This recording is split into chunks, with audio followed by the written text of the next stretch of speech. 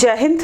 Special session of parliament में opposition के MPs ने ये बोला कि जो उनको प्रिंटेड कॉपी कॉन्स्टिट्यूशन की दी गई है उसके प्रियम्बल से दो वर्ड्स को रिमूव किया गया है, उसमें प्रिंटेड नहीं है, जिसमें सेकुलर और सोशलिस्ट ये दो वर्ड्स है। तो आज के वीडियो में हम थोड़ा सा जानेंगे इन दोनों वर्ड्स की प्रियम्बल में एडिशन की हिस्ट्री क्या रही है और इनके सिग्निफिकेंस क्या है और आज से पहले कितनी बार इन वर्ड्स को रिमूव करने की या तो उसको रिटेन करने की बात की गई है।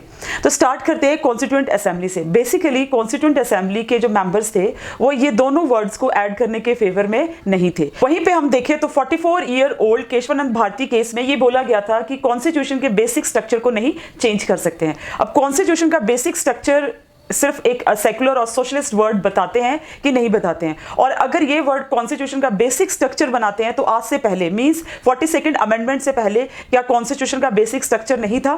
तो थोड़ा सा इसकी हिस्ट्री को हम देखते हैं, इसको थोड़ा स्टडी करते हैं।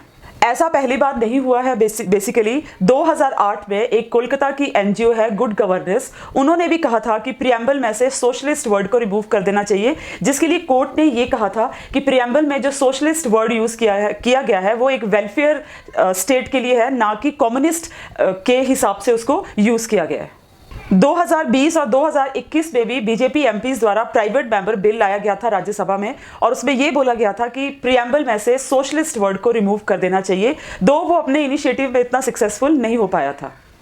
अब बात ये आती है कि प्रियम्बल हमारे कॉन्स्टिट्यूशन में कहां से बोरो किया गया। तो प्रियम्बल को बोरो किया गया था अमेरिका से, और प्रियम्बल स्टार्ट होता है सेम जैसे अमेरिका का कॉन्स्टिट्यूशन शुरू होता है, we the people of India, यानी हम भारत के लोग। सेम वैसे अमेरिका का कॉन्स्टिट्यूशन शुरू होता है, we the people of United State. Preamble में added 3 words freedom, equality and fraternity लिए गए थे फ्रेंच रेवोल्यूशन से।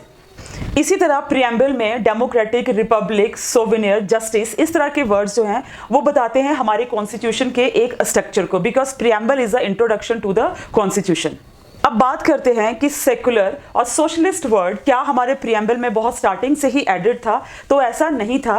Basically professor K.T.. शाह ने 15 नवंबर 1948 में संविधान सभा से मींस कॉन्स्टिट्यूएंट असेंबली से 3 वर्ड्स को ऐड करने की बात करी थी, जिसमें सोशलिस्ट, सेकुलर और फेडरलिज्म था। लेकिन अंबेडकर के साथ साथ और भी जो कॉन्स्टिट्यूएंट असेंबली के मेंबर्स थे वो इस पक्ष में नहीं थे कि सेकुलर वर्ड और सोशलिस्ट वर्ड प्रियम्बल में ऐड किया जाए।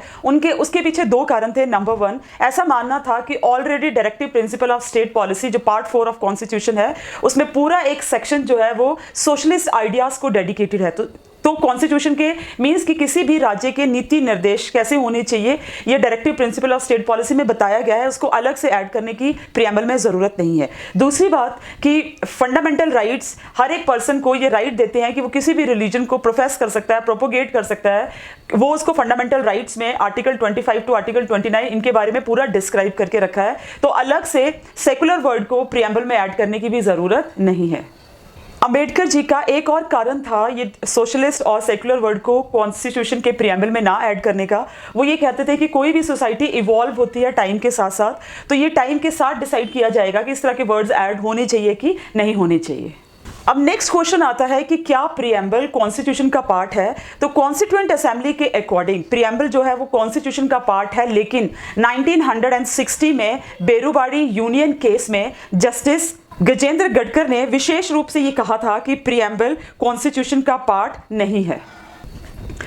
तो आपके मन में ये क्वेश्चन जरूर आ रहा होगा कि प्रियम्बल होता क्या है बेसिकली। तो इन शॉर्ट अगर मैं आपको बताऊं तो प्रियम्बल एक कॉन्स्टिट्यूशन की इंट्रोडक्शन है जो ये बताती है कि हमारे समाज की रूपरेखा कैसी होगी, हमारा संविधान क्या चाहता है कि हमारी सरकार कैसी हो, और आने वाली सरकारें लोगों को मतलब जो देश के सिटीजन्स हैं उनको किस तरह का न्याय या किस तरह की सिस्टम प्रोवाइड करके देने वाली है। इन शॉर्ट हम ये कह सकते हैं कि प्रियम्बल कॉन्स्टिट्यूशन की सोल है बेसिकली, और वो उसका एक समरी भी है, शॉर्ट भी है, कि प्रियम्बल को पढ़ के ये बताया जा सकता है कि हमारा संविधान कैसा होगा।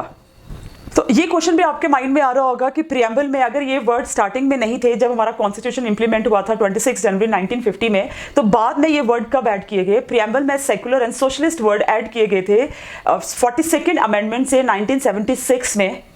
उस समय के कानून मंत्री HR गोखले ने यह संशोधन, ये कॉन्स्टिट्यूशन में अमेंडमेंट उस समय की प्रधानमंत्री इंदिरा गांधी के नेतृत्व में पेश किया था।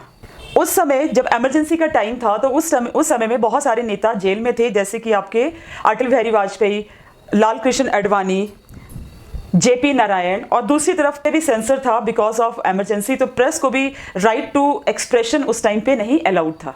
उस टाइम में ये अमेंडमेंट करने के लिए जो रीज़न दिए गए थे वो ये कहा था कि इकोनॉमिक रूप में, सोशल रूप में और रिलीजियस रूप में देश में अगर तरक्की करनी है तो ये 2 वर्ड प्रियम्बल में ऐड करने पड़ेंगे। मींस नेहरू जी ने ये ऐड नहीं किए थे, बट इंदिरा जी ने एक अमेंडमेंट से, 42nd अमेंडमेंट से ये 2 वर्ड्स को कॉन्स्टिट्यूशन में ऐड किया।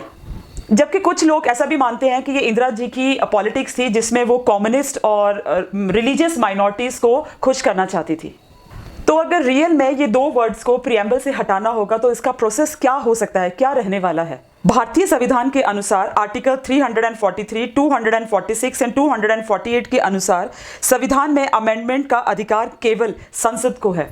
कॉन्स्टिट्यूशन को केवल पार्लियामेंट ही अमेंड कर सकती है। 2 हाउसेस ऑफ पार्लियामेंट में किसी में भी कॉन्स्टिट्यूशन को अमेंड करने का बिल लाया जा सकता है और इसको दोनों ही हाउसेस में पास होने के लिए स्पेशल मेजॉरिटी की जरूरत होती है। अमेंडमेंट के बारे में अगर सुप्रीम कोर्ट चाहे तो फैसला कर सकती है, क्योंकि supreme court final court of appeal है जहां पे किसी भी अमेंडमेंट के अगेंस्ट अपील की जा सकती है। हाँ, बट यहाँ पे एक बात और ध्यान में रखने वाली है कि कोर्ट जो है वो लेजिस्लेचर को इस तरह के अमेंडमेंट करने से रोक भी नहीं सकती है, क्योंकि ये कोर्ट की ज्यूरिडिक्शन में नहीं आता है पार्लियामेंट को या लेजिस्लेचर को इंस्ट्रक्ट करना किसी भी तरह की अमेंडमेंट के लिए।